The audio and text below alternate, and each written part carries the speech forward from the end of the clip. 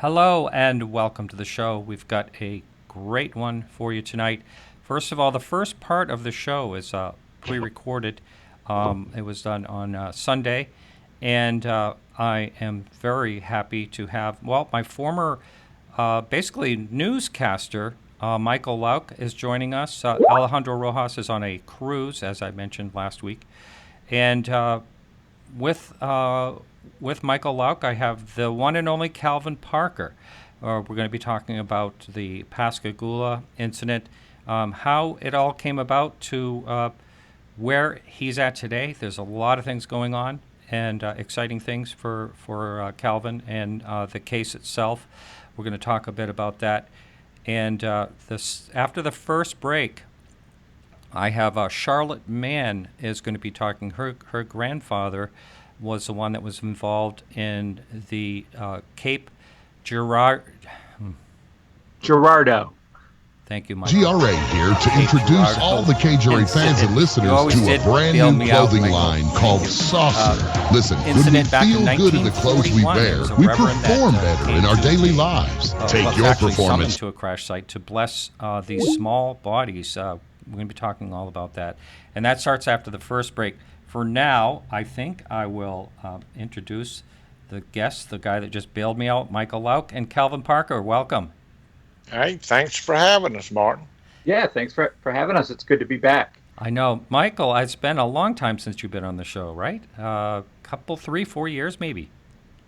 Ooh, probably, yeah. I've weird schedules always, so, and the last time I think I was on, I was guest hosting for you, so you weren't on. That's right. I think it was Stanton Friedman, maybe. Yes, I'm the guy who interviewed Stan Friedman, and we didn't talk about UFOs. Not even flying saucers? No. No. How about that? No, we talked about his career. It was great. Oh, that's awesome.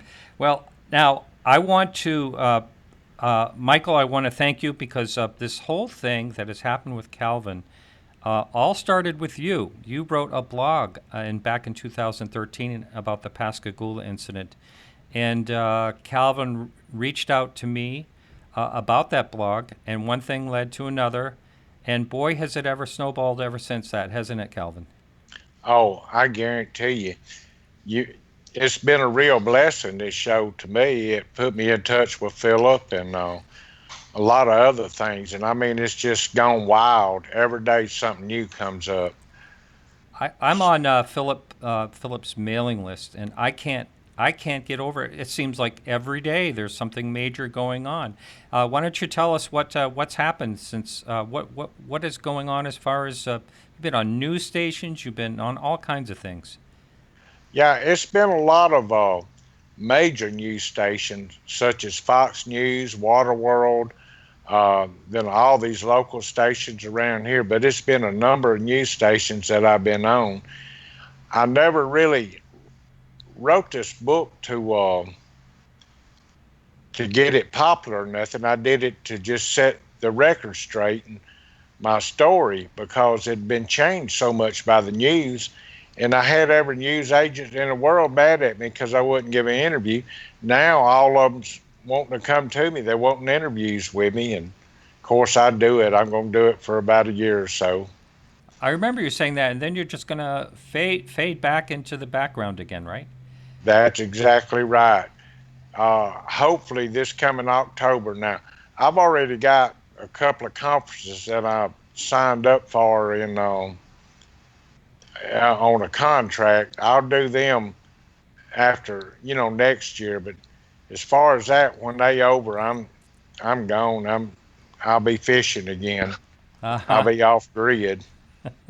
I think Michael's article, that was one you didn't have to correct. I don't believe. I remember you just writing me about it.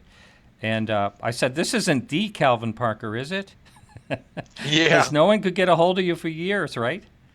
Oh, I would completely avoid everything. But for some reason, I was drawn to the article, and I felt I needed to respond some.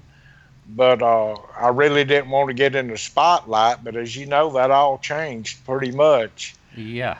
If it hadn't been for you, Martin, there wouldn't be a book, because Philip contacted you to get a hold of me, and that's the way that we touched base together. Yeah, I remember when you and I had a conversation, you said you were thinking about a book, right, at that time? I was, but all it was a thought. Uh-huh. Even up until I decided to write a book, it was still a thought. I actually told my wife, she's the one that started all of it, and by luck of all things, the next day, Philip had contacted you for me to contact him. Well, it still took him a couple of weeks to talk me into it. And the one reason I did, I felt like I owed an explanation to everybody that was there. I never talked to this to my wife or my family or anyone else. And I didn't want to tell this that many times, so I thought, well, the book will be a good deal. I can tell it one time, then they can buy it if they want to hear the story, or I give them a copy. And you were kind enough to send me a copy, and boy, how many pages is that book? I'm not for sure, around 800, I think. It's a bunch of them. It's like a Bible. Yeah, it's huge. Philip really did his homework on getting together all the articles and everything in it. I think he did a great job with it. Michael, jump in anytime you want if you have any questions. Oh, yeah, of course. I got to say I'm impressed. 800 pages, that is a tome. It is. Actually, when I was writing the book, he was putting together all the homework and all. I had lost all my information in Katrina. My house once again flooded. Oh. And once you flood and get all this water in, it's gone. So while he was getting that together, I was writing on the book. And the one deal that Philip and I had together, I said, Philip, I'll agree to do this book, but I don't have any education, but I still don't want you to edit this book in any way. I don't want you to correct any spelling. I don't want you to punctuation or changing anything that I put in it. And he agreed, and I figured I'd have to argue with him about it, but he's really held to it and did good by it, and I appreciate him for it. Wow. That's really great. So it's more in your own words than if anyone touched it. That's wonderful. It is. It is my own words. Nothing's been changed in it. I know there's the one thing I have to say is I do have a lot of new listeners to the show. You were on about, I think, 7 or 8 months ago on my show, and I hate to do this for the person that knows the case really well, but can you kind of give, for the new listener, can you kind of give a nutshell story of what happened, please? We can. I was working in the oil field in Laurel, Mississippi, and it was 16 hours a day, 7 days a week. So I wanted to change jobs. And I called a friend of my father's, which was Charlie Hickson, but I knew him and I was brought up with him. So anyway, he told me to come and go to work and go to work at the shipyard with him. So I agreed to do that. So I rented a room from Charlie and moved in. So we went to work that day. I was just down there one day, and we rented the room that day, and from him and worked, and I decided to go fishing after that. Well, this was in October 11th of 1973. So when we got off work, we left and went fishing, and we went to an old abandoned shipyard. It was called Saltpeter Shipyard, and I remember getting there, and there was no trespassing sign up, but we still went on in. He said it was okay. I didn't know if it was or not. So we were sitting there fishing, and I noticed some blue lights behind us, and it was the same color as a patrol car. So I actually thought we was fixing to get run off or go to jail for trespassing, which would have been fine with me because I was tired anyway. So anyhow, I was sitting there looking at the boat across, and I seen an old steel hull ship, and I was thinking, how do these things float? They're really heavy, and I don't know how they float. And that's when I noticed the blue lights coming from behind me. So as the blue lights was coming from behind me, I turned around and looked because I thought I was fixing to go to jail for trespassing. So when we stood up, we noticed a bright light in behind us. And all of a sudden, we just stood up and turned around, and the light was real bright. And that's when we noticed three. We couldn't make them out because the lights were so bright. That's when we noticed three robotic-looking beings that was coming toward us. And as they approached us, two of them got a hold of Charlie and one got a hold of myself. And that's when I kind of felt an injection in my arm, probably to settle me down. I don't know what it was for, but, I was scared when this was going on. But after the injection, I noticed my body was more or less paralyzed. Now, I could turn my head one way or another, and I could roll my eyes and look, but I couldn't move my body around from one end to the other. So, anyhow, they picked us up, levitated us up, floated us to the ship. And that's when I noticed on the ship that the lights were so bright in there, and I couldn't figure out where they was coming from. There was no light fixtures.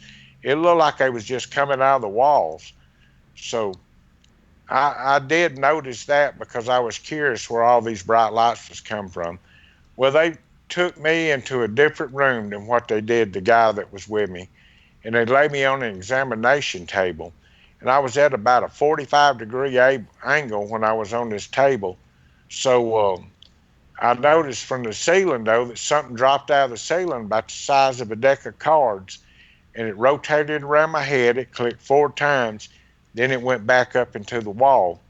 So when it did that, this big ugly creature that I call him, the robotic-looking creature or soldier, stepped back, and there was this smaller-looking, female-looking creature, and I call it a female because she was smaller built than the other ones, and it just felt more like she was a female than a male. She came out of the room. She kind of peached me on the cheek, and that's when I noticed her fingers was a little longer on her hands. Her 2 middle fingers were a little longer on her hands than what this other creature had, and she run her finger down my throat and tried to come up behind that little deal that hangs down back there. I don't know what they call it. And that's when I started strangling and having a problem because she was choking me and was into my nasal cavities. So I kind of panicked. And that's when I noticed she backed up and just a little bit, and her mouth didn't move. She had a mouth, nose, and ears just like we did. Her mouth never moved. She kind of telepathically told me, "Don't worry, we're not going to hurt you." But by then I was already bleeding and strangling. I was scared. So she made a little mumble with her throat, really didn't say nothing. And this big ugly creature came back in, grabbed me by the arm, and that's when I felt a second injection into my arm, and I kind of settled down. He floated us back out to the river and set us down, and I was at the river with my arms stretched out. I couldn't move, just facing it. And that's when I heard Charlie, son, you okay? And we turned around, the big bright light went out, the blue hazy lights came back on, and this thing lifted up and left. And it was just, from that time on, or the next morning on, it was just a nightmare with the media. I guess every media in the world, and I'm not saying just here in the United States, but they picked it up, all the overseas countries and everything else. I didn't realize how big it was till I started looking through the book where Philip had gathered all this information. But wow. It has stayed with me for 45 years. It completely changed my life. I went from getting married, working the same job, retiring, buying a house, and fishing, to losing a job, getting an examination, and leaving all in the same day. I had that job on the coast one day after this happened to me. Wow. Then I got fired and all, or pretty much, because they told us not to come back until the media settled down. And I often wondered if maybe that's why Charlie didn't go back. If maybe he seen a little break to do these conferences and maybe make a few dollars. He was a little older. and just do that instead of trying to find another job, because he might have thought, maybe nobody else would hire him. Of course, everybody knew what happened to me, but nobody asked questions. I got home, my wife didn't ask, or she wasn't my wife then, but she didn't ask what happened. My family didn't ask. My friends didn't ask. And I dang sure didn't tell them. Wow. So I just hid it for 45 years up until July of last year, I guess, when the book came out. Wow, really something. Michael, I have a question to ask, but go ahead if you have something you'd like to throw in. Well, you seem pretty comfortable with it now, talking about it, things like that. Are there any, other than how it's affected your life and your relationships and your working and all that, how is it? Do you wake up at night? Can you watch or hear other people's stories of encounters, or does that bother you, or is there a fear at all of about what happened? Well, it's still a fear in a way, because I would like to know why it happened, which I'm almost sure I'll never figure that out. And that's why I'm asking witnesses to come forward that might have seen something, that maybe they shed a little light on it. But I do think it affected my health. And the reason I say that is for 45 years, I couldn't sleep at night until this book came out and I wrote it. So I've had a stroke and 2 major heart attacks and 2 open heart surgeries. Wow. And I'm still not healthy. And it's like I tell everybody, it's a expiration date stamped on my head. So you got to, I wanted to get this out before I expired and just left everybody in the open not knowing.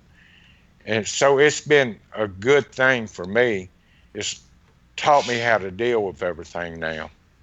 Now, did you ever read the book that Charlie did? No, sir, I didn't. Never read it. Charlie came to me one day, he said, I'm going to write a book. I'll give you 3% of it, which everybody knows 3% ain't nothing anyhow. I didn't care about no percentage. I just signed a contract and said, write it. I don't care, Charlie. So, that's where it was left. I never opened it, although Philip sent me a copy of it, and I have a chance. So, and I understand he's got a lot of good information in the book, a lot of witnesses and things like that, but I've never read it. Now, did you, you said you kept quiet about this for so long, but did people recognize your name here and there along the way all these years and strike up a conversation about it? Absolutely, but I wouldn't talk about it. And that is another reason that the book was written. I was at a friend's wake, and I signed a register at his wake, and it was in Pascagoula. And these people started coming up, are you the Calvin Parker? I said, well, I guess I am. That's my name. So they started asking me a lot of questions. I didn't feel like that was the place to answer any of the questions. So we left. And that's when my wife started talking to me and said, well, maybe you ought to write a book. I said, Juanette, I don't have an education. I can't spell my own name. So maybe if I get a ghostwriter, we might do this. That was just to satisfy her and pass her off, and maybe she'd forget all about it. Well, darn, the next day, I got a letter from you asking if it was okay to give Philip my contact information. Then Philip called on a completely unrelated event, and he called on an unrelated event and wanted to talk to me about Charlie's book, which I didn't know anything about. So it led into him saying, well, why don't you do your own? That would be your legacy. We talked, and I told him everything got changed. And it'd be written black and white. So I told him, maybe let me think about it. And I was going to blow him off. So it was about 2 weeks later he called back, and I told him, well, let me think about it. And then he happened to call back a few days again, and I actually said, yeah, I'll do it. He said, well, it might take you 2 or 3 years to do this. I said, I don't know how long it takes. If I can read a book in a week, I can write the darn thing in a week. And that's what I did. I went to my room. I told my wife, I'm not taking no phone calls. Bring me something to eat once a day, and don't bother me. This went on for 2 weeks. I stayed locked up in my room. And as I was putting it together, then Philip was putting his part together, and we just merged them all together then. Isn't that something? Boy, you should write more books if you can do it in 2 weeks. Actually, I want to talk to you more about how you get your wife to do that, because I've written a couple books and it does not come off like that for me. Oh, it's hard. Every now and then she'd come knock on the door. I'd say, "Get out of here." Uh-oh. Yeah. And that's what she did. Wow. Hey, is there any talk of a documentary or anything like that about the whole incident? Have you been involved in anything like that? I pretty much let Philip handle it, but it has been talk about documentaries. It's been talk about movies and things like that. Mm-hmm. But we are both trying to keep it as realistic as what you can if some of this does happen.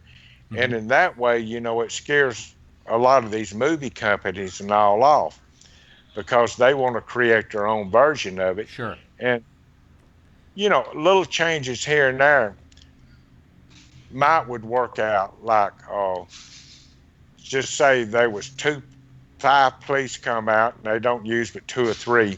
That would be the only difference or something that I would accept. I'm not going to accept anything change in the basic story. So that scares them all off. Yeah, well, maybe eventually they'll agree to that. I know I had a conversation with Travis Walton, and he said that, yes, they did, in Fire in the Sky, the movie, they did, and, this didn't happen, that didn't happen.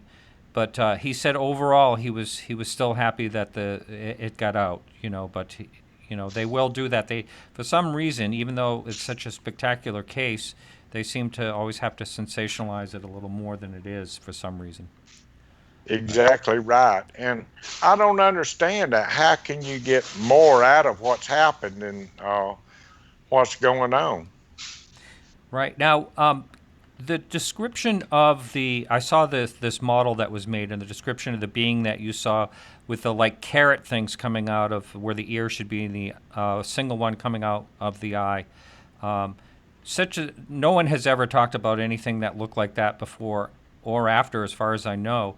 And one thing I started thinking about, and I wrote on Philip's Facebook page when he posted that picture, is I'm wondering if those things were some type of sensors. I've often thought about that. Now, during the stage, Charlie's seen them up close, and that was his that's artist right. And him Charlie that done it. Mm-hmm. Now, I never really got a good look in the face at them. Yeah. I did see the female real close, and now I have a artist that I'm working with, and we're trying to get it as close to perfection as what we can. Of course, after 45 years without doing a lot of thinking, and figuring, it's hard to do. So It's just when it gets perfect, we're going to release that. And no matter how striking the memory is, we're all fallible when it comes to remembering something exactly the way it is over the years. Exactly right. You can put 10 people out to witness something, and every one of them will witness something different. That's right. Now, we've got about 3 minutes or so left. I just wanted to know if you could touch on anything that was a revelation that you saw that Philip found, and put into the book that you had no idea about. Yeah. The one thing was Bud Hopkins had tried to hypnotize me, and I never really thought he had hypnotized me. This was in '93. And I just mentioned to Philip that Bud tried, and of course, Bud had passed away, and he got the original tape from Dr. Jacobs. I never knew I was hypnotized up until I read it in a book. And I went out and told my wife, I said, I didn't think that really happened. I didn't know. But he had put a post-hypnotic suggestion that I wouldn't remember it. So that was all amazing to me. That was something new that I didn't know. And I started briefly I hadn't read the whole transcripts of it because I want to remember it like I want to remember it. I don't remember it like what come off a tape. Yeah. So I'm still in that process. Okay. Anything else? Anything else that was interesting in the book that you didn't know about? I'm sure it's quite a few things. I actually need to sit down and read the book to see what is in it. I've Okay. never really read it. Well, it was I've been too so many busy since pages. it's come out. Oh, I'm telling you. When this came out, it was #1 bestseller at Amazon. The the day it come out, and it stayed like that a long time. And I'm not for sure where it is now. I don't never check it. And of course, everybody knows, every author knows it's involved in this field. It's no money in these books. Yeah, that's You right. know, Yeah. you do that because you want to do it. Yeah. And I have no reason to fabricate anything like this. I just go on what my word is. Somebody said, "Well, I don't believe you." I said, "Well, I don't care you believe me or not. Yeah. It don't mean that much to me if you believe me or not." Yeah, I saw someone attacked you on Facebook too, and there's no need for that. That's ridiculous. No, Yeah, a lot of it has to do with fears. You know, when people have a fear of something, they attack. they do. My wife had went up and somebody had made some jewelry for her, and she asked if she could sell it or she could sell it for them. And I gave her permission. I said, "Yeah, because it's got my name and all. If you want to do something and make you a few dollars at these conferences or something, that would be fine." And somebody popped up, I forget what words they used. "I hate to see you relate to doing costume jewelry and all this." Of course, I just told him to go to hell. Yeah. I didn't care. Yeah, that's right. Michael, you have one last question or anything to add? No, actually, I'm haven't had a chance to read the book yet, and I am looking forward to it now. I'm glad to hear that ultimately you're doing really well, and it sounds like you've kind of come to terms and kind of made peace with this as much as you can, and Right. it's just great to know that you're doing great, because so many of these stories end up kind of not turning out so well, and I'm really happy for you. Well, thank you. When you read the book, call me or something and let me know what you think. I will, and don't worry about not making money off any books. I can assure you, there's no money in fiction either. Yeah, that's No, right. You've written. Yeah.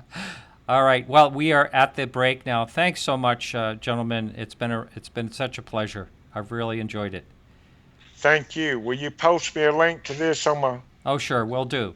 All right. Hey, Okay, everyone. So that's it. We are going to be back right after this break with Charlette Mann. So hang in there. We'll be right back. thank.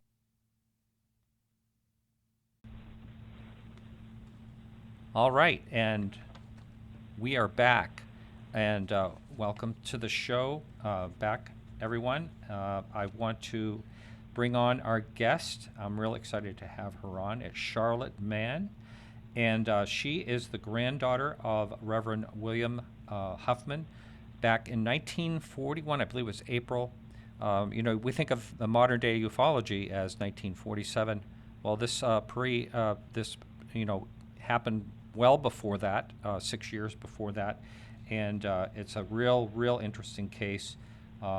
Her grandfather only wanted to talk about it once in his life, and I have a lot of questions to ask her. So welcome to the show, Charlette.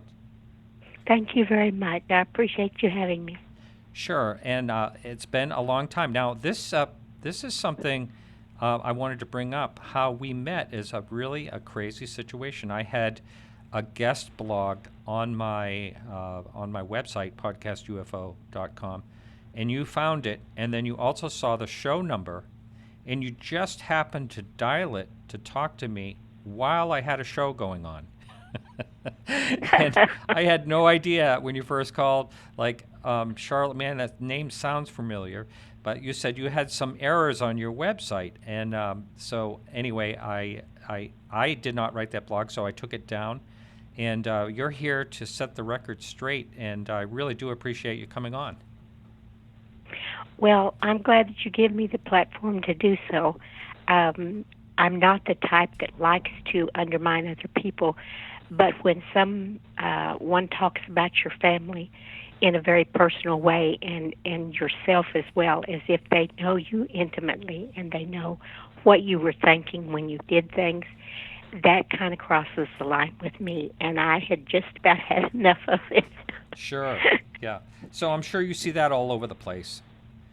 Everywhere. I'm all over the internet, and with most of them, when people call me and say, "Charlotte, I read this," or "What about this?" And I look, and it's people I've never met. I wouldn't know them if I passed them on the street. And that was a surprise to me and very disconcerting to me, simply because my grandfather's experience was just that. And what I tried to do is be an authentic witness to his experience. But I'm not used to the politics and the things that go on. I'm not used to people totally lying about you. So that's never that's good. a strong word. Yeah, it's not good. And I'm not used to it, and I haven't had it around me. So it was kind of hard to deal with in the beginning. Well, I'm a private person. Sure. Now, if that the blog, that the guest blog, I can't even remember who wrote that and sent it in to me, but if there was inaccuracies, I've already said this to you on the phone, but I really do apologize that was out there, and it's gone now. So I would like for you, if you would, there's a lot of people that just are not familiar with this story at all. If you can just go into detail on what you know about what happened, that would be wonderful. Well, what literally happened, and it's been bits and pieces of it told. I've only given permission to one person to tell the story in the very beginning, and that was on the privacy that he wouldn't reveal me or the source. But Lynn Stringfield, who's a researcher, I thoroughly enjoyed him. I never got to meet him in person, but I had. It was early in the spring of 1941. It was April. And I know and have been exact with that, although I've had a lot of people try to change that, try to tell me it wasn't that time or wasn't it Easter. And it isn't, because my mother at the time was expecting my older sister, and she was born May the 3rd. So I'm very strong on the time. But the family was together visiting my grandmother and my grandfather, who lived in Cape Girardeau, Missouri at the time. And about 9 or 9:30, my granddad got a phone call. He's a Southern Baptist minister, or was, and someone had called in and said that there had been what they thought was a small plane crash outside of town, and would he, if they sent a car for him, would he come and ride along in case there were people that were injured that might need prayer or emotional support from a religious figure. And he agreed, and so a little while later, a car came and picked him up, and he was gone for a while, and the family speculated and actually prayed, hoping no one was deceased. But when grandfather got there, it wasn't at all what he expected, or the people that had picked him up expected. It turned out to have been a crashed UFO, and there were 3 aliens that had been inside, I'm assuming, and either thrown from the vehicle or taken out of the vehicle, and were laying on the ground. And grandfather was able to walk up to part of the UFO was kind of crashed open, laying open, and he could see inside, and he saw many gauges and instruments and things that didn't look familiar to him. One of the things that he mentioned to my dad, and I've not ever spoken of this, is what appeared to be on a pedestal in the middle of the UFO, like he described it as being like a gyroscope. It was floating and it could move but not fixed. And what impressed him the most or fascinated him was on the inside, all the way around the UFO were symbols and markings that looked to him, they weren't familiar, but they looked like what he had seen of hieroglyphics. And on the outside, when he went to where the aliens, he called them the little people, were laying, 2 of them were deceased already, but there was the third one who was still breathing very shallowly. He could see the chest move. So he knelt down beside of him and took him at his wrist and prayed for him. And if you've ever seen the typical alien pictures, the eyes, they don't have lids, so they don't close. So it's as if they're staring directly at you the entire time. And the experience of that is something you don't forget. And he said not long after he prayed over him, he did expire as well. And, of course, he was totally involved in what he was seeing and doing at the moment. But when he looked up, began to see that there was military everywhere, just had begun to drive up and get out of vehicles and come towards them. And it's been reported by other people whom I've never met, that reported that there were FBI and different people there, and just a score of people.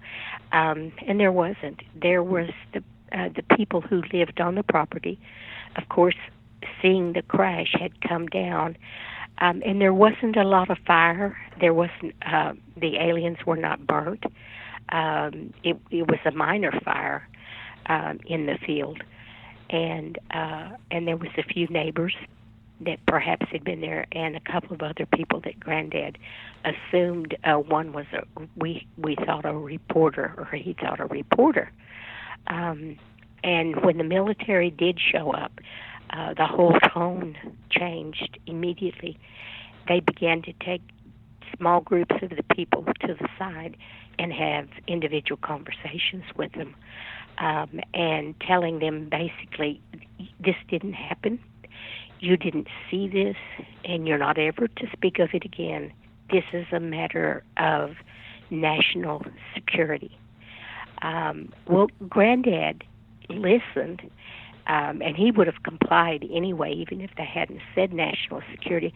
But they didn't intimidate him. It didn't scare him. Granddad was that kind of a man.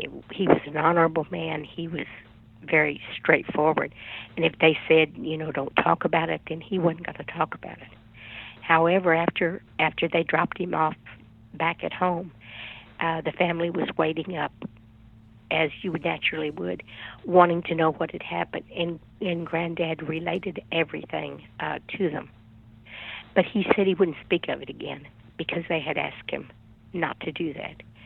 And about 2 weeks, a week and a half, maybe 2 weeks after the fact, there was a knock at the door one evening, again at night, around 8 or 9 o'clock, and there was a gentleman that asked if he could have a word with him privately in his study. And so he did. And after he left, Grandma said, well, what was that about, Will? And he said, well, he had taken this photograph, and he had taken it with his private camera, and it was not confiscated when the military got there because it was a small personal camera, and he put it under his coat. They didn't see it. And he had developed a picture, and it was one of the aliens, and 2 of the men, and it's been reported that it was 2 policemen that held him up in the picture. That's not true. It was just 2 individuals that happened to be there. Mm-hmm. And they put one arm, each man on either side of him, put one arm under his armpit and the other near his elbow and held him out because he had very, very long arms. and they took a picture of him. And so he told Granddad this man was even nervous when he showed up. My grandmother said you could tell he was scared of something, and she said it bothered Granddad that he was so unnerved by it. But he wanted Granddad and asked him would he take the picture and keep it because he felt like humanity needed to be aware of it. He wasn't one that had the courage to come forward with it, but would Granddad keep it? And so he did. And that's the picture he gave to my dad kept it for him. And so I had seen that picture from the time I was little up until, I don't know, I was about 8 or 9. And a friend of Dad's they were having a dinner party, and a friend was a photographer. And he had asked Dad if he could borrow it. He wanted to help him authenticate it and to show it to his parents. And the man's name was Walter Wayne Fisk. He was a personal friend of my mama's and Dad's, and Dad let him take it, and we didn't ever get it back. Wow. We did a made-for-TV documentary, and we reenacted a picture, made a replica of what it would be like. And so from that was Granddad's part of his experience, his story.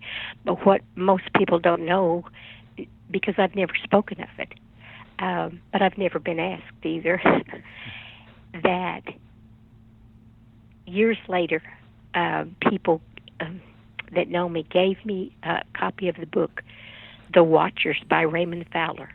Mm-hmm. And in it, he surmises that if someone has had that close of an encounter with an alien being, that they tend to follow the families after that. Yeah. And they absolutely have. And that part of my life is still going on. It affected our entire family in many, many different ways.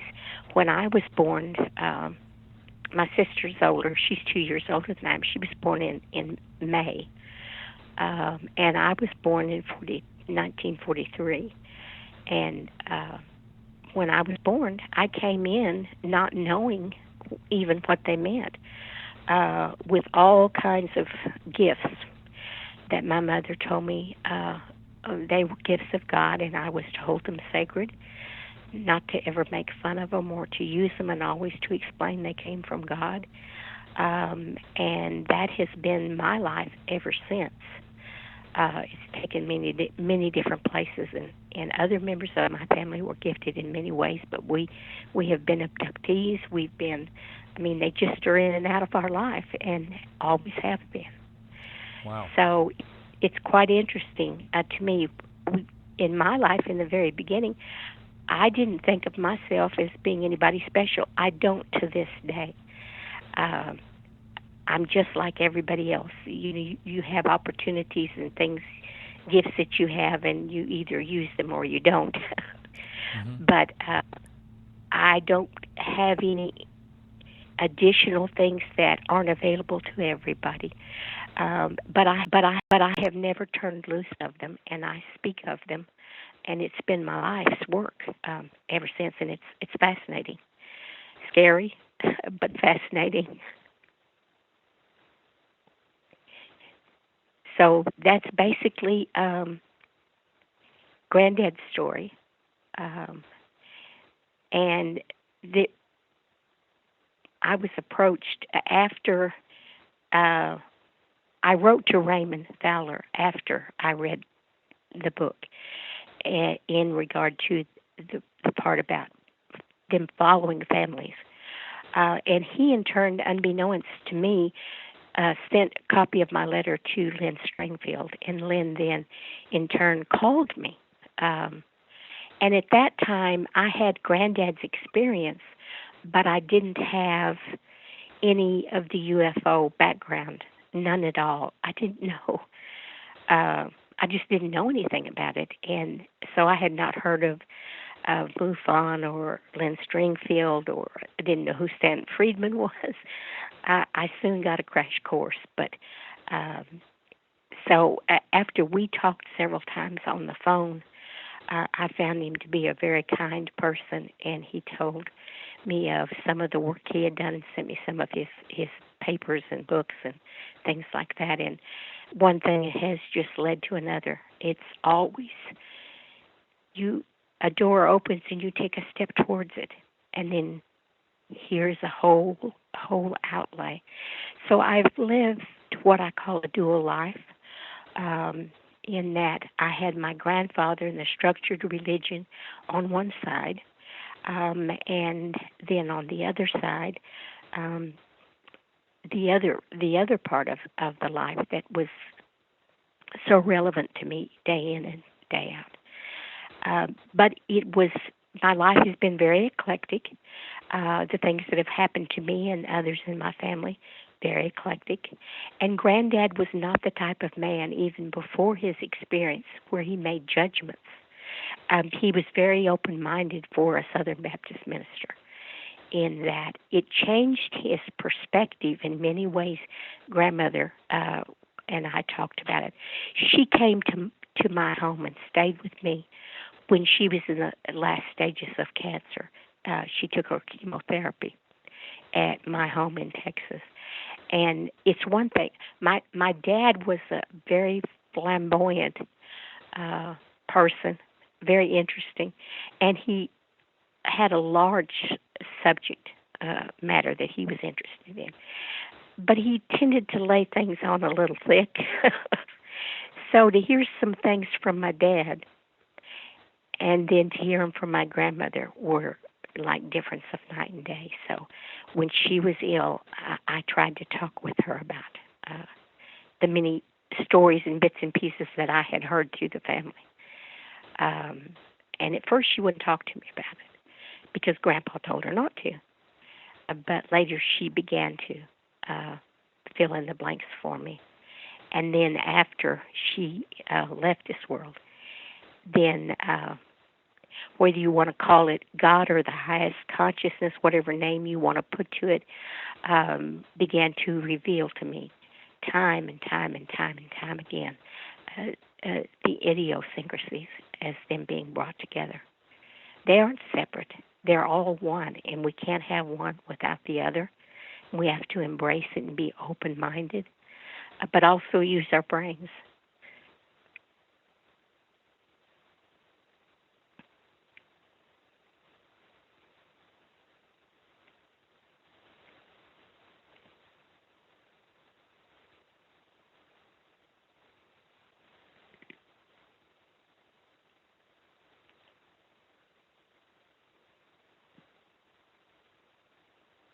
Are there any questions you want to ask me about any of that?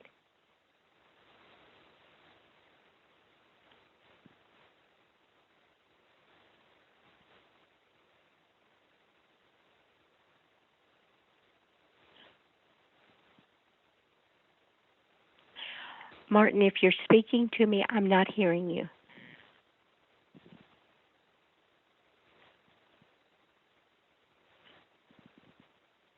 Okay. All right. So I apologize for that. The listener out there may not know or may not care, when that's okay if you don't. But I have been away from home for now. It'll be a month tomorrow, and in hotel rooms. And I have my portable equipment with me. And while I was listening to you, somehow I must have unplugged my microphone. So I apologize. You were asking me. Yes, I do have some questions, and I apologize for that, all right. for the listening audience as well. But one of the things I wanted to know is, how did this story get out in the first place, and about when did it come out? Well, actually, I think it probably got out the first time would have been back in around 1999 to 2000, when I first got in touch with Lynn or when he got in touch with me, because prior to that I had only reached out to Raymond through a letter. I hadn't talked to anybody else, and no one had ever approached me. And so that I think that would probably have to have been the beginning. And Leonard had asked if he could include my story in a presentation he was making to the MUFON conference that they do each year. And he did it in a book that was entitled The Status Report, number 6. And he wrote in there. And the interesting part of that is there's so much more to the story that, just the very basics ever got out. And he presented it in that at that time. But I don't think there's anybody that knows. Maybe Stanton Friedman knows. I've discussed it with him. But he also included another story of mine in the same presentation in the epilogue. At one time, it's about summer of 1979. I worked for the phone company then, and I was working at away from the company, giving a talk, I think, and retired 4-star Major General by the name of Melvin McNichol. He had the base when he retired from the Air Force. It was in Oklahoma City at Tinker Field. He also had the base at Wiesbaden, Germany. And after he retired, he was part of the Space Museum there in Oklahoma City. And he called the phone company and described me and wanted my phone number, and they gave it to him. And it began a friendship of about 8 or 9 years that we had that was very, very informative and really, really very helpful in the UFO information. And so he and I discussed, it took him a whole year and a half after we knew each other for him to ever confide in me anything. But one day we got on the subject of UFOs, and he was familiar with Granddad's, because I had told him Granddad's experience. And I said to him, Mel, is it true? Do you know that there is such a thing as UFOs? Have you ever seen one? Do you know that the Air Force does cover them up? And he looked at me and he smiled and he said, Charlotte, it's absolutely true. And he didn't divulge enough information to get into trouble, but enough to tell me he had walked around one, basically where he was when that happened, and that they did exist, and I asked him, why would they keep it so secret? And he said, Charlotte, the general public cannot handle this. And I said, well, I'm the general public. Of course they could. And he said, you think you are, but you're not. Oh, wow. Wow, that's interesting because I don't think that's the way it is today. I feel as though there's more of an openness to it than there's ever been. But, that's... Oh, absolutely. Yeah. So do you know who leaked the story to begin with? How how that's what's really puzzling to me.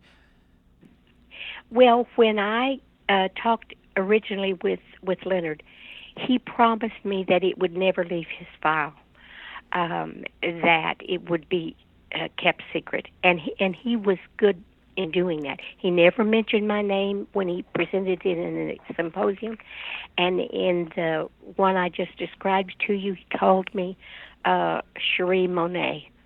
Okay, but I'm still not getting the what I'm trying to understand here is someone had to leak the story in the very beginning to get it out there, to have him contact you. I mean, was it someone at the scene beside your grandfather? Your grandfather certainly didn't. Well, what I've been told, I really haven't ever found out that, to be exact.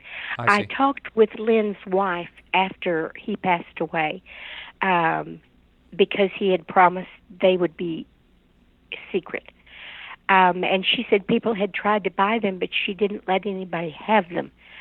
But I later heard that Lynn had a stenographer or a secretary that worked with him and helped him keep his files up and keep them, all of that taken care of, and that she had secretly copied his information. I can't speak to that as a truth because that's just what I was told.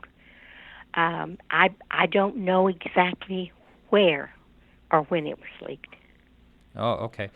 Someone just made of course, this happened before there was any, investigations back in the 1940s. Before, the late 1940s, there was, as far as we know, no one was actually investigating anything. So that is interesting. Now, I do want to tell the listener out there, this is something that people just may think is strange, but it was true at the time, was when there was, car crashes, things like that, when there were people dying or actually dead, it was certainly very, very common for the police to ask a reverend to bless the people, bless the bodies. That was just common. That was always done. So it's nothing, Right. That part's not unusual at all. Of course, what the part that's unusual is when they came up to the crash and it wasn't a car crash. Right. So, yeah, so that's all interesting. Another thing about the picture that's online, anyone can actually Google that. If you just go and Google and do the Cape Girardeau UFO crash, you will see a picture of, it looks like maybe two brimmed hat people holding up an alien, and that picture. Now, you saw the original picture. Yes. Did you have any say into what the the picture that was designed for that show? What they came up with, was that your part of your input was involved in that? Basically, mine and Jim Mars. Jim Mars, okay. Yeah, Jim and I had talked about it because I've been his personal, I guess you would call it reader or advisor, for 23 years, and oh wow, had worked with him. He took me to the that 1897 Aurora crash scene to check out the little alien there. But we had talked about it, and I basically described what I had seen in the original picture. We just reenacted it with the people at the. We did it in Roswell. I see. Okay. Someone asked a question on the chat room I thought was kind of interesting. Why would people bid on a story that had not been made public? Why would they bid on it? Yeah. I'm not sure I understand the question. You mentioned just a little while ago that they were trying to, buy the story or buy something. Mm-hmm. So what were they trying to buy exactly? Well, people, a few people that contacted me, they wanted me to sign a release.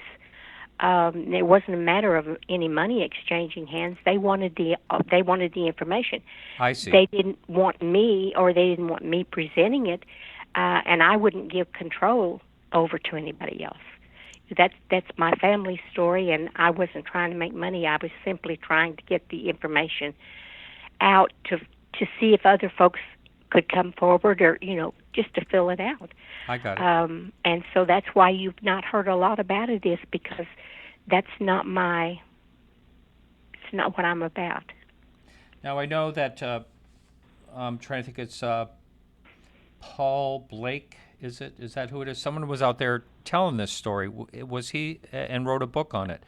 How was MO41? Is that what you're speaking of, Smith? Paul Blake Smith or something? Yeah, Paul Blake Smith. Yeah, it is. And was his story, did he do a fairly accurate job? I mean, you can tell us either way. How can I be nice about it? I was afraid that was going to happen. I don't like to attack people. Well, when I heard about it from your podcast, I went and got a copy, and I have never been so upset in all my life. Oh, I began to read it. Now, I can only speak to the part that he speaks of my family, which is most of the book, and I'm almost on every page.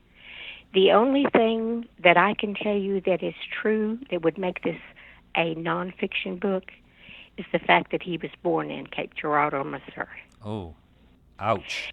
Yeah. He wrote me 2 letters in 2014, and he acts like he doesn't even know me, with a long list of questions.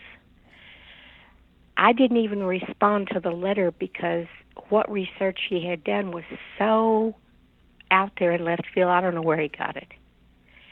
And I don't want to sue him, but I want to stop him.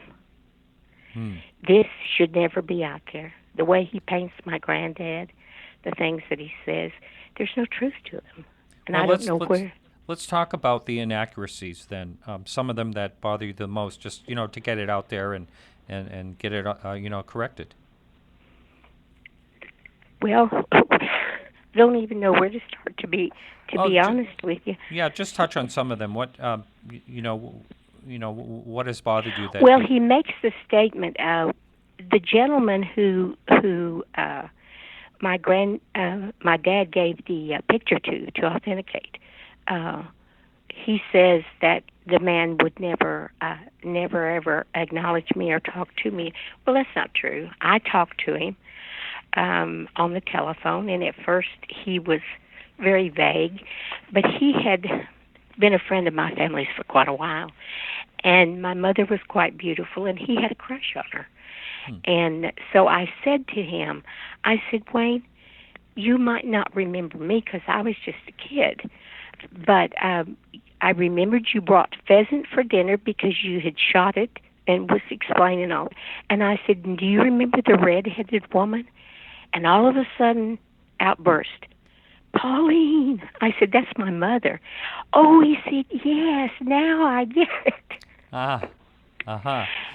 And so we do know where the photograph, the government has it. He was entangled, and he was very difficult to follow because he would say such outlandish things that couldn't be proven. I mean, Ryan Wood and Bob Wood, they're the ones that we did the documentary together, and Ryan is the only one I've ever given permission to use my information in a book, which was, he presented very well in Majestic Eyes only. I don't think it's in print anymore, but that's just one thing.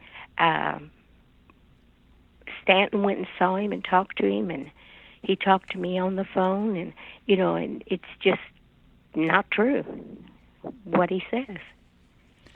And then he said that the photo was given back to us. No, it wasn't. It was never given back to us. And oh gosh. Well, I don't want to get you upset here, but it's just I thought it would be a good chance for you to set some things straight that that bothered you, because he he did write a book. He you don't make a lot of money on books anyway, but still, he was getting on Coast to Coast and a few other interviews because of he was the go-to on that subject, and but I think it's best to hear from you. So I was really glad that you were willing to come on the show. You're closer to secondhand knowledge to this than anyone else. Well, the thing of it is, I've never not been here, and people have approached me, and if they've asked me for something in the right vein, I've helped them or tried to give them what they needed, but not many people came to me. And there is always a time and a place. I believe that, and now is the time for the truth to be out. And so it's happening. Now, I do want to talk about the abduction situation and stuff like that. I want to make sure that we do not forget to talk about that. But I want to go back to that's okay. I want to go back to the photo because this is really fascinating me. Sure. Fascinating to me. You actually saw this Now, your grandfather wouldn't have showed this to you. I mean, he didn't want to talk about it. No. How did that float around in the family? How did that? Well, it actually didn't ever float around. It just went from my grandfather, not long after he got it, to my dad. And Dad kept it at the house. And when there would be times that my parents would have guests over, dinner parties, and that subject would come up one way or another, or something similar, and Dad would relate the story, and he would show the picture. Back then, I guess the magnitude of what it was really didn't hit us, because, especially myself and my brothers and sisters, because it was just always around. And we didn't think it was anything so much out of the ordinary. We thought all people knew all this stuff. Wow. Yeah. You know, when you grow up with something and it's around you all the time, you don't question it much. That's right. But, that's right. You know, it was just in the family pictures. I mean, I could have gone at any time and opened the picture box and taken it out. Now, you know. Can you tell me? Let's just describe the photo. I know I'm kind of focusing on that probably a little too much. Okay. But if first of all, was it real clear? You could actually see the being. Oh, very really clear. Okay. Yeah, very clear, and that was one of the things in Smith's book that really bothered me, because it said that I forgot what her name was, but somebody had contacted him and they had taken or described the picture, that Walter had described the picture to somebody, and they thought it was could look like something from out of the sea and changed, like shape shift. I don't know what that was about, but no, it was. Remember back, you may not be as old as I am, but if you remember back when the pictures with the little Kodak cameras and they had the little scallops and the little. Oh, absolutely. I see remember them. The scalloping? I see them Yeah. all the time in old photo albums. The little scalloped edges. Yeah. Right. It looked like that, and then it had a big tree in it, and there was grass. You could tell it wasn't a yard because the grass was like knee high or so, and the two men, you know, holding this alien, and it's very clear, and I can remember people asking me questions about the feet or the legs. I couldn't tell you a lot about them because I was always fixated on the eyes. Sure. There's something very haunting about the eyes. They almost have an energy of their own, Yep. And it's otherworldly, and it didn't frighten me as a child. It just pulled me in, and I really always had a feeling of sympathy for them, because being what they were, according to my granddad, you know, that's something that they're very far from home and they've crashed, and you know, there was always a little bit of a sadness to me in it. But yeah, the picture was very clear. Now, I want to mention something about eyes. First of all, in a conversation that I had with Travis Walton, he said, yeah, I know the eyes, you know, were the scariest part of all, and also they can be scary. Yeah, and then the stare. He said the stare was something, and then I had a conversation last summer with someone that was a girl that was involved at the Ariel school, encounter. Redheaded. No, that was, but I know who that is. God, her name, Selma Siddick. And she said that when she had to leave to find out if her brother and sister were okay in the schoolyard, she said breaking that stair was from that being, whatever it was one of the hardest things she'd ever done, is to break the stair to go. It's very hypnotic. It pulls you in, even from the photograph. I mean, I don't know how Granddad felt, but I know his perspectives changed. And, you know, he was very out of the box, more so than he had ever been after that. Much more loving. He was always a loving person, but outwardly showing it. And it is very hypnotic, even through the photograph. It was to me. Yeah. So when when your grandfather came out and said, he said, I'm only going to tell this one time, and told the story, I know this is kind of a weird question perhaps, but did anyone write any notes? Or you said that your father and your grandmother both remembered it quite differently. Are those the only two perspectives that you had on the story? Well, it isn't that they remembered it differently. It's just that Grandma told it almost like you would read a historical document. I see. Mm-hmm. That's my grandmother. My grandfather and Daddy were much more charismatic, I guess would be the word, and Granddad didn't embellish, but Dad would. Ah, okay. You know, if one was a good thing, then put two in there. That's even better. You know, so he had that about him, and that part I didn't trust exactly. So I needed to hear it from more than that perspective in order to really get to what the real truth was. Mm-hmm.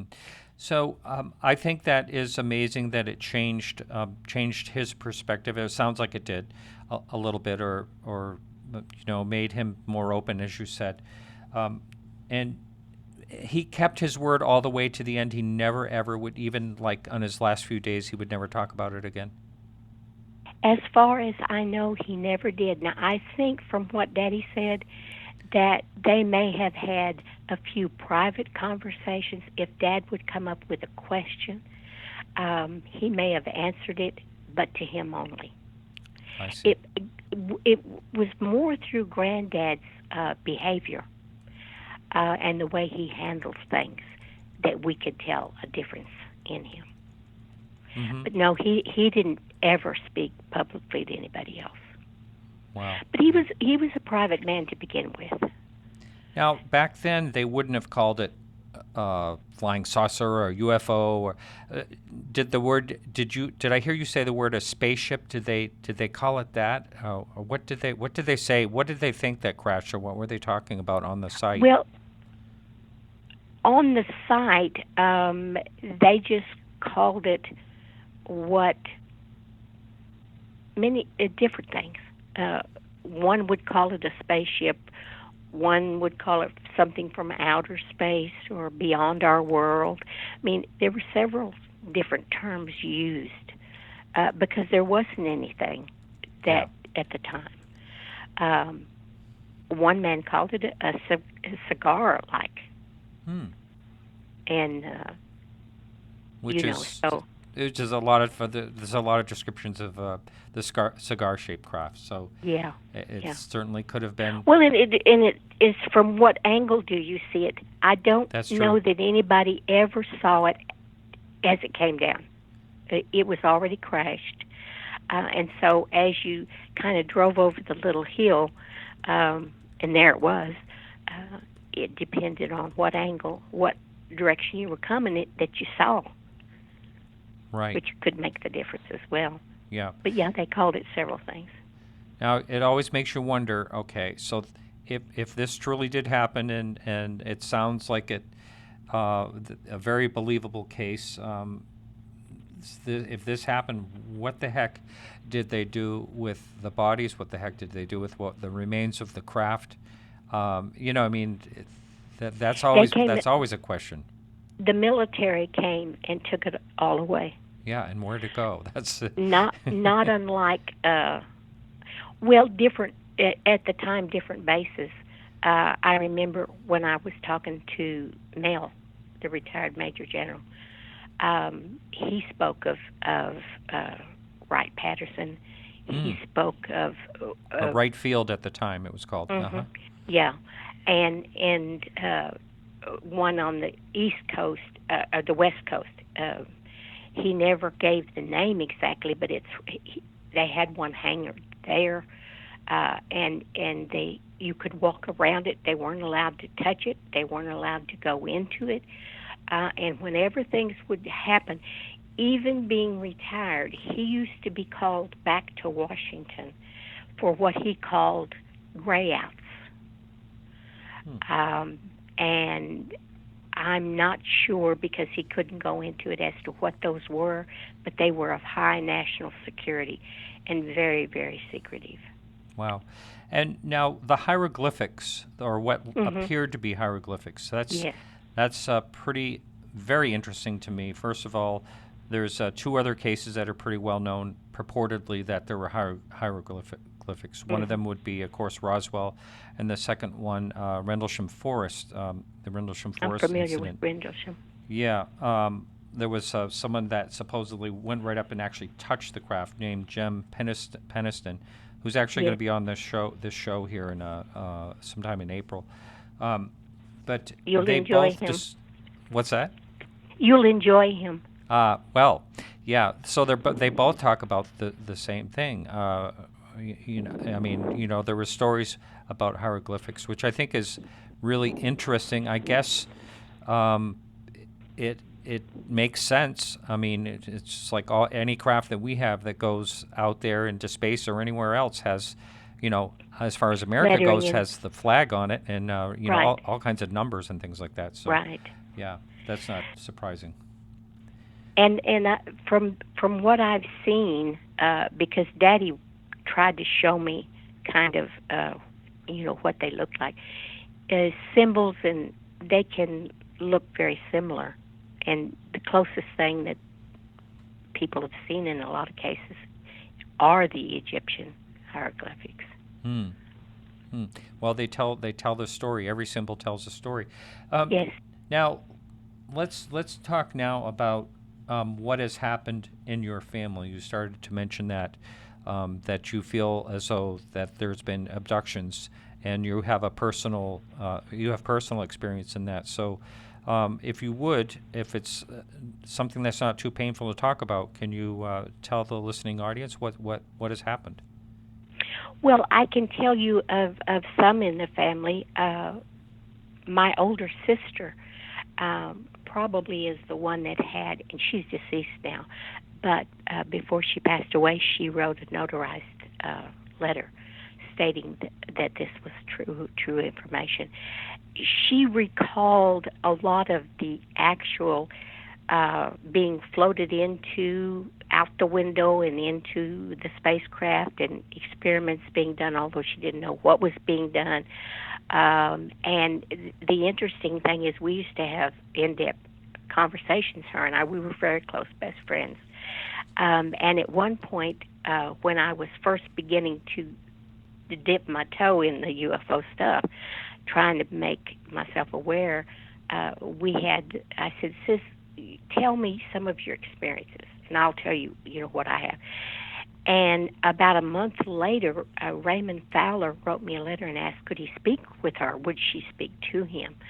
And I went to her and asked her, and she looked at me with the blankest face I've ever seen, and she said, "I don't have any idea what you're talking about." Really? Yes. Interesting. And wow. I was chilled to the bones, and I tried to refresh her memory. Didn't do one bit of good. Isn't that something? Yeah, and so I had to write back and tell him what had happened, and she never did come forward with that. But later, some other situations would come about. Myself, I can recall being, if it started to get dark, I would be very, very afraid, and I didn't understand why, but I would wait for my family to go to bed, my mother especially, and I would go in the bathroom and shut the door and turn the light on, and I would stay there until I would see daylight come in up to the window, and then I would quickly go get in my bed.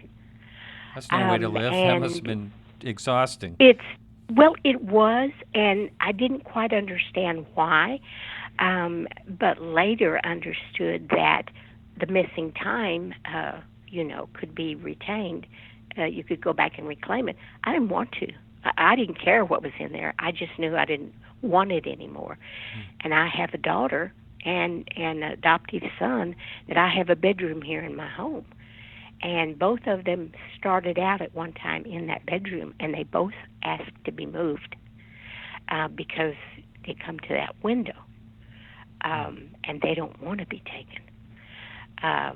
And so, that happens Not a lot, but occasionally.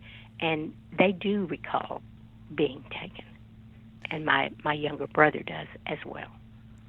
Wow. Well, this is the question came up in the chat room earlier, and it's always been a curious one to me, is why the multiple abductions if these are happening. But I want to ask you this question first before you answer that.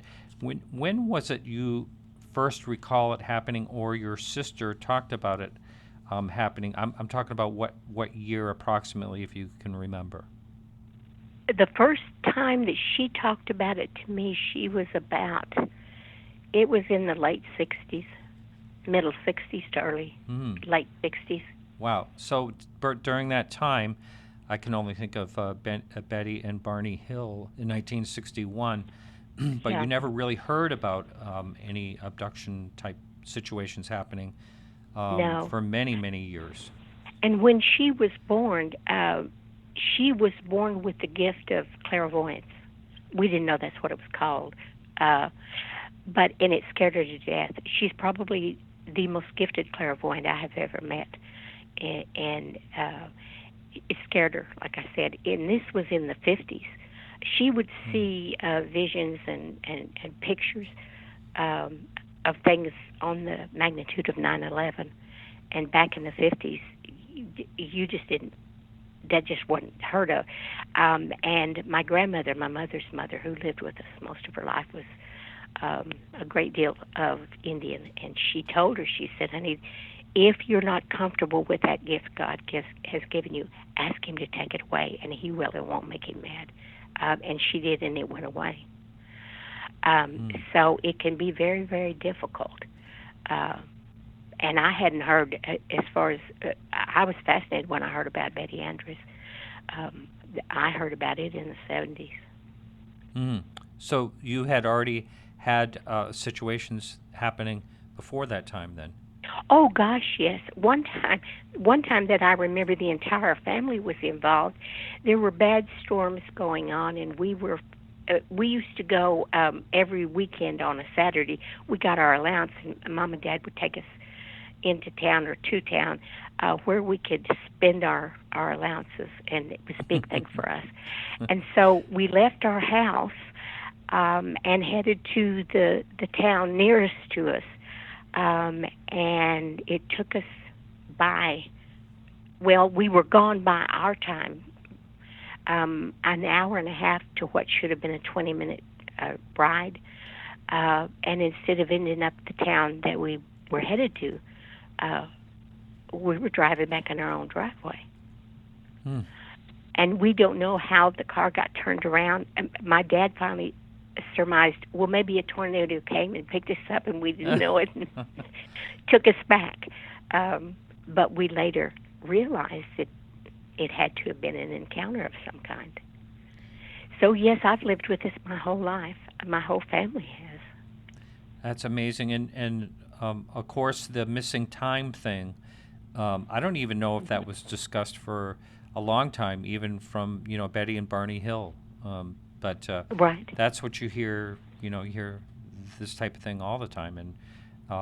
And people ending up, like you were saying, ending up in a completely different place than they remembered they were at. But right, for a whole entire family, that's a crazy one. Well, I think there's probably a lot more of it, but it's not spoken of, or that people don't. You kind of have to go through time and then look back and see the different things that happen and when, and it begins then to make sense, or you see the pattern of it. But we were always from a very eclectic family. In fact, I can remember my grandfather. We would always be in church, of course. He'd be preaching along, and when I was little, I would hear him do a sermon, and I would stand up and I'd say, "Grandpa, that's wrong. That's not right." And of course, everybody would just roar because it's a kid. But I knew at the time what he was saying was wrong. Wasn't the truth. Wow. Someone wanted to know in chat, have you ever seen a UFO yourself? Yes, more than once. Oh, can you describe? Well, all of my family has. The one that... Okay, go ahead. Well, the one that I saw was over our home at one time, and we had been out playing, and we came back in. There were four of us.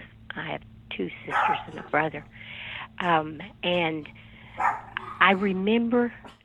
I get it by feeling. I feel them more than anything, because there's an intensity and a vibration to it that is very, very hard to ignore if you've ever heard it or felt it.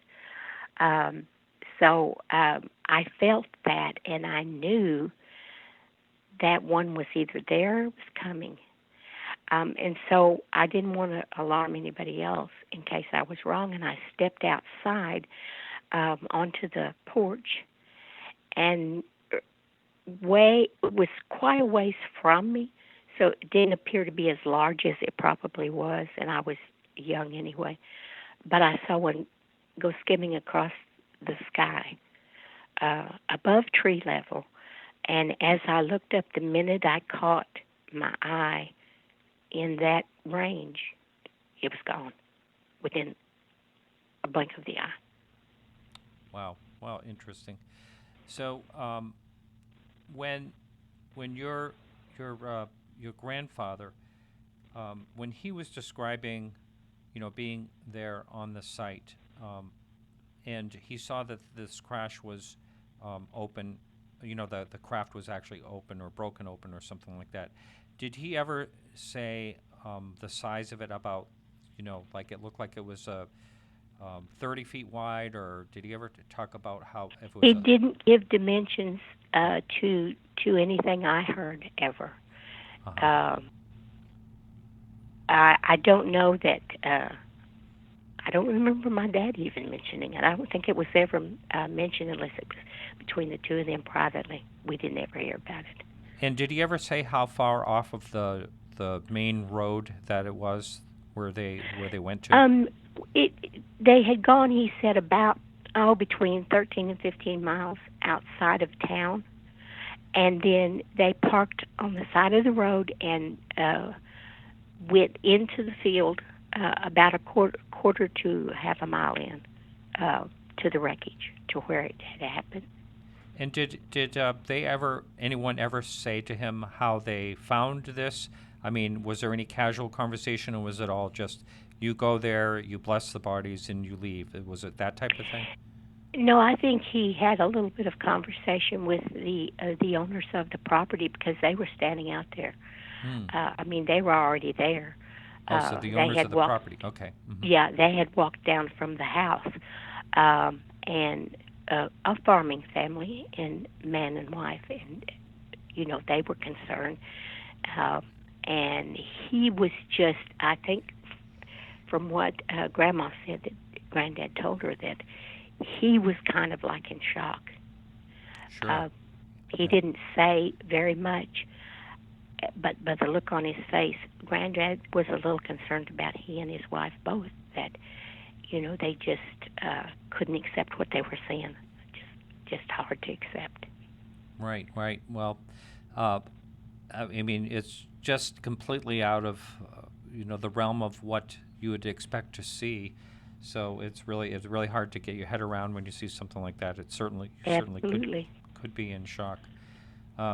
So you're not the first person on the show that has said that they have felt like there was going to be, a sighting or a UFO. But why did you hold back on why do you think you held back on not telling anyone, like when you had that feeling? Were you embarrassed about it, or? Oh no, I wasn't embarrassed about it, and I didn't think about any of that. It's like your mindset changes. Oh, I see. And you're not really thinking of what you ordinarily would. Your mind is not that of a regular person. Ah, okay. Is the best way I know how to describe it. Uh-huh. And did you, the part where you told us about, your sister just completely, I don't know if it's denying it, or do you think that she totally forgot? I mean, like it was wiped out? No, I think it had been wiped completely out of her mind, like it never happened, because my sister, we we couldn't tell each other a lie or a story. I mean, we were that transparent with each other, and it was just like I could tell. It was like all of a sudden nobody was home. Uh-huh. Mm-hmm. You know, just the eyes kind of like glazed over, and she looked at me like, "Who are you?" Wow. What are you talking about? And so I didn't push it at the time, and I didn't want to know what was in my missing time for a long, long time, and I didn't trust. Your mind is a very important thing to guard, and I didn't want just anybody to hypnotize me. At one point, I had thought about having Bud Hopkins. I would have trusted him, but he was sick at the time. And the last time I talked with Stan, I hadn't heard from him, and I didn't want to bother him. And so Stan said he contacted him. He was very sick. But I was regressed one time and had one experience come through a little bit, and that was enough for me. I bet. I mean, that's something a lot of people are very reluctant to do, and I totally get that. And you know, I'm not sure if something like that happened to me. I think I would probably be the same way. I'm sorry. I'm in a hotel room and my dog keeps barking. I do apologize for that. No, that's okay.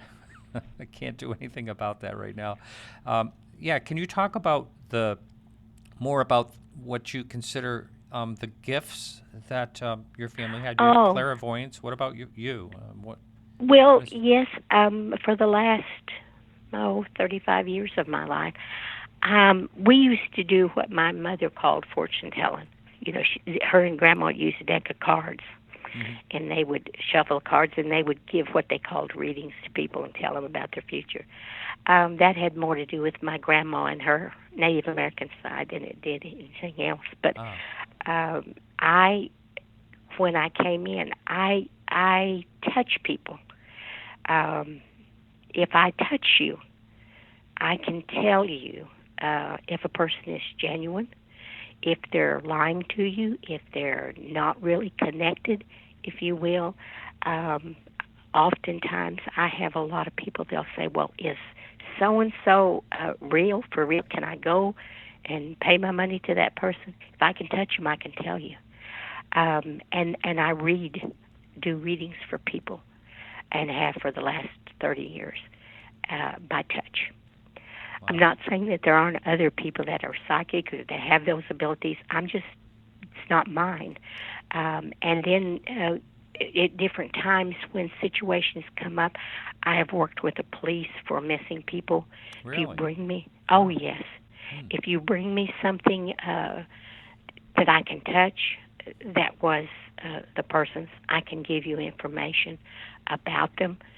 And I don't like to do those cases because you share that space and you go through some of it. But if God tells me to do it, I do it. So I do that occasionally. And I can take information. I had to learn to put energy around me and protection around me so that when I go somewhere like Walmart, I don't pick up everybody's stuff. Wow. So, you know, it's a gift in one way. In another way, it's not always wonderful to know things that, you know, you're not supposed to know.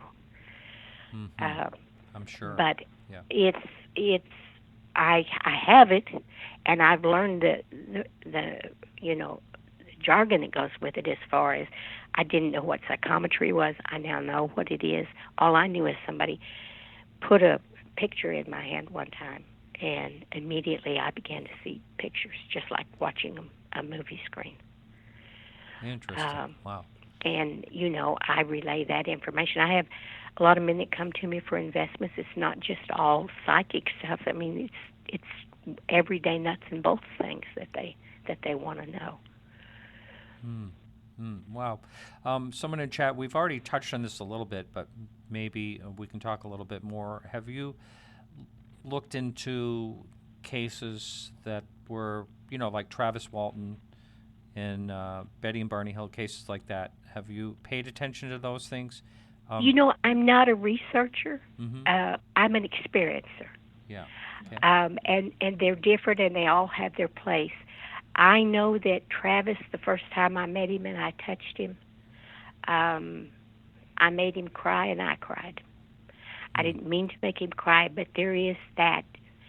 I think it's that soul knowingness that you've been where they are. Mm-hmm. My question to him was, I was not prepared for the politics and all the stuff that goes along with this kind of stuff. I didn't know it existed. And so many people had been, trying to get me to change when it happened, and to change this and to change that. And I asked him, did that happen to him? And he looked at me and he said, all the time, stay true to your truth. And there's a bond for me. I haven't talked to him about it at all. And I don't mean to imply that we're close friends. We're not. But I have been where he's at, and I've heard him speak, and I've touched him. And there's just something that when I see him, it's like seeing the truth in another person. I mean, the truth to the depths of what it is. He knows. Well, I'll tell you, I have never felt anything but honesty and, sitting across from him, talking to him. And yeah. The best time, not talking on the show, the best time I was at a conference that he was at, and he and I were sitting in a back room right by a restaurant door where the wait staff was going in and out. And we sat there for about a couple hours and just talked about other things, and then we got into a real deep, some really deep conversations, and, off the record that I think Travis is 100% legit myself. And absolutely. Yeah. And when he lost his brother, his brother was his, rock for him. Right. And that happens with a lot of people. When you know somebody and you know that they are real to the core and the soul of who they are, when you lose them, you've really lost something. I experienced that with Jim Mars. Right. I had Jim Mars on the show one time. He's a nice guy. He was fun to talk to. Yeah, he was. Well, he made a joke of just about everything, and several times he would say, "Charlotte, why do I not get approached this way or that way?" And I'd say, "Jim, you don't even know the value of who you are, and if you don't know it, other people are not going to they don't respect that. They take it as a joke." And he would shake his head. He said, "Just too much of a good old boy." And that was him.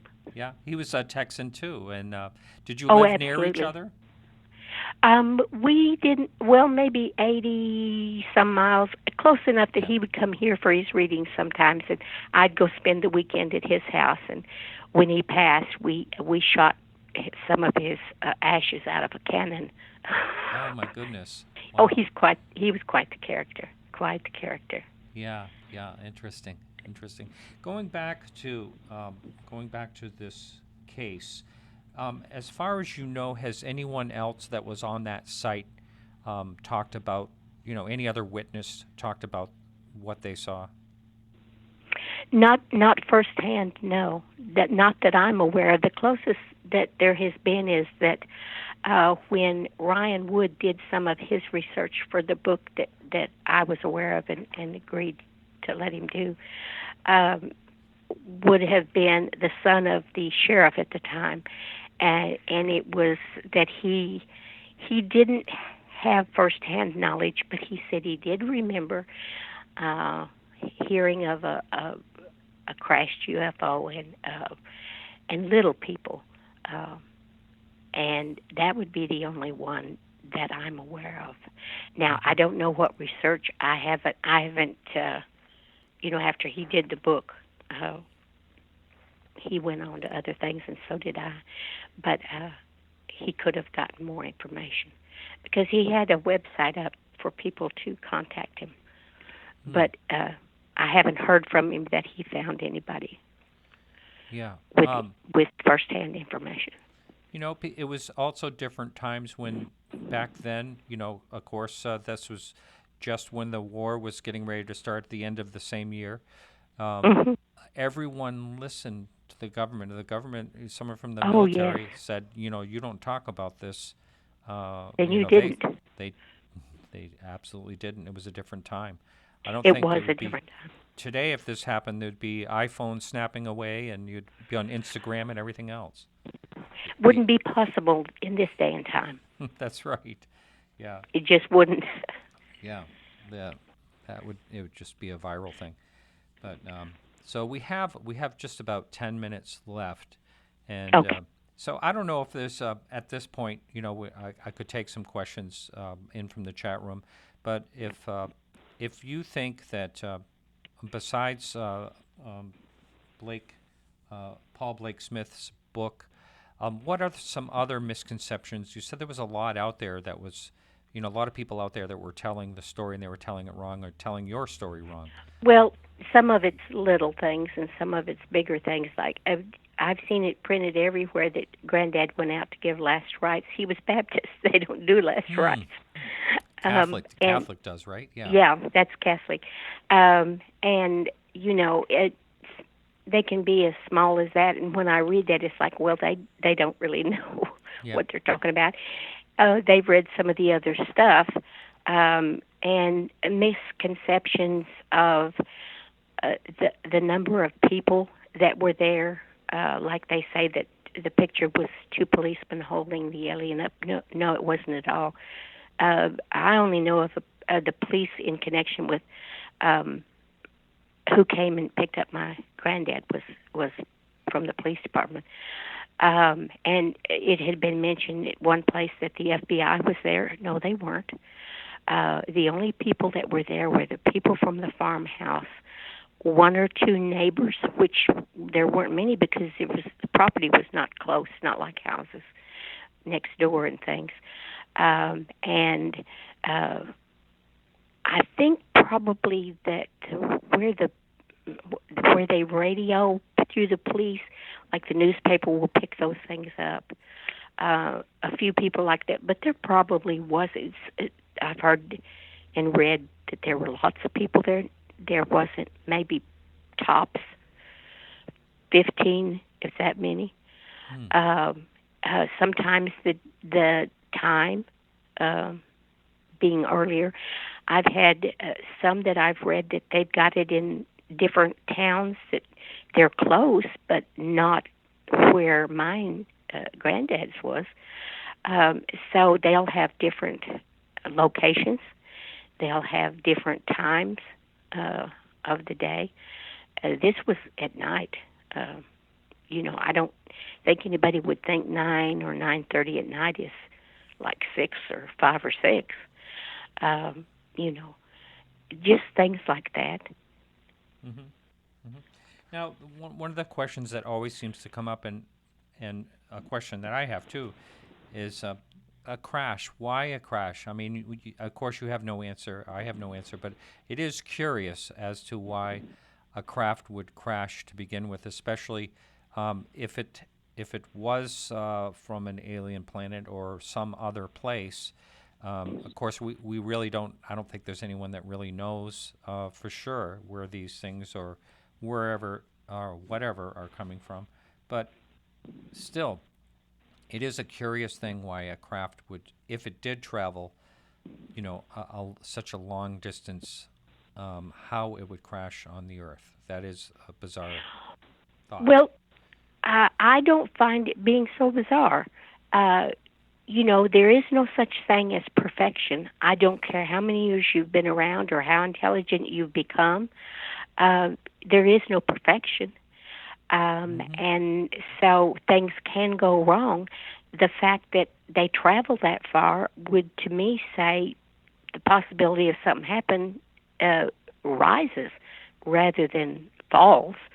And not knowing what their propulsion is, I know in the 60s, there's a colony under Mount Shasta.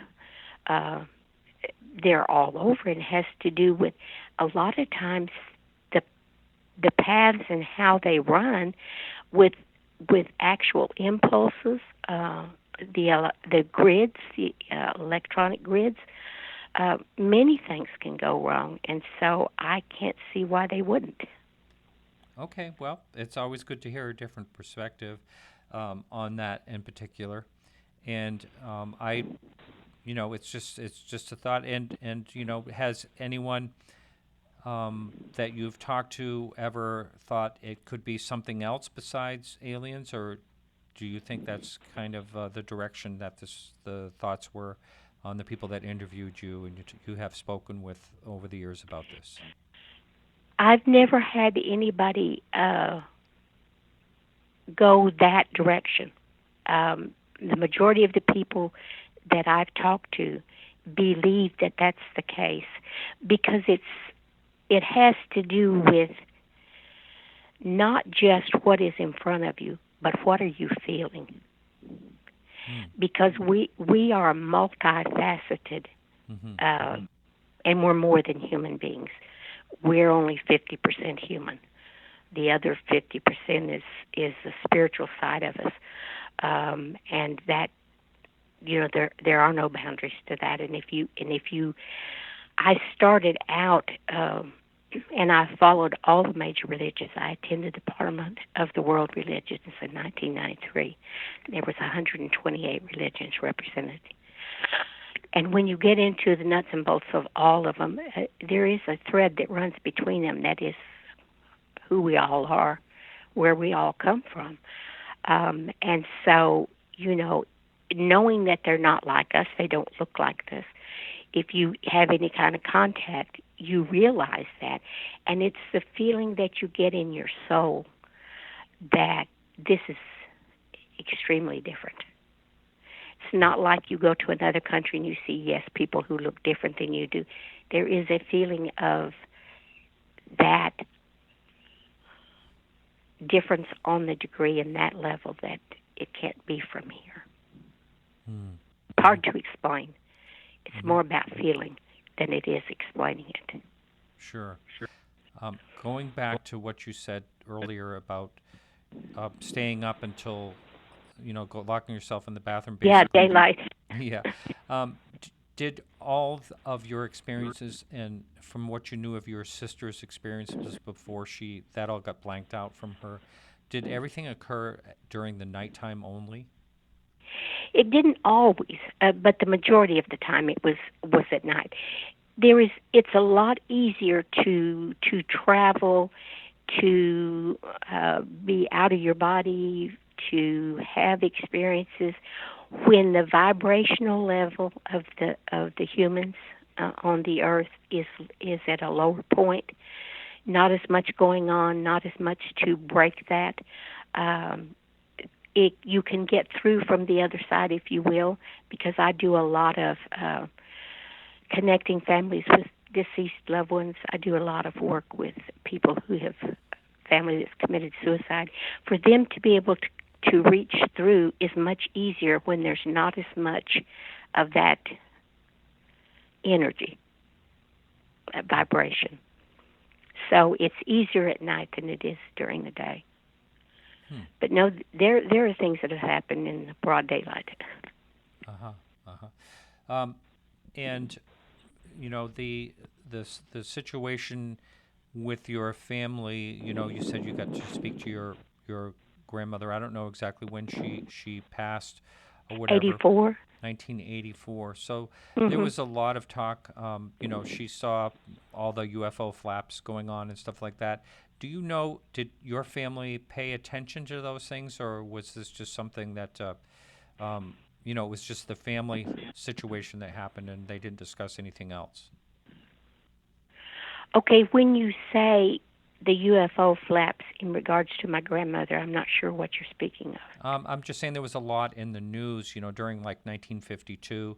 Oh, no, we didn't follow any of that. You didn't? Okay. No. We didn't follow any of that. We didn't. It's hard to imagine. That was an incident that happened in our family, and we kind of just put it up on the shelf. And, other than the fact that I continued to want to validate it for myself, and that's all it was about, was to validate it for myself, and then later to see if it explained why I was the way I was and my life was the way it was. We didn't follow any of it. In fact, when the first time that Stanton Friedman called me, he got my number from Lynn Stringfield. I didn't know who he was. Sure.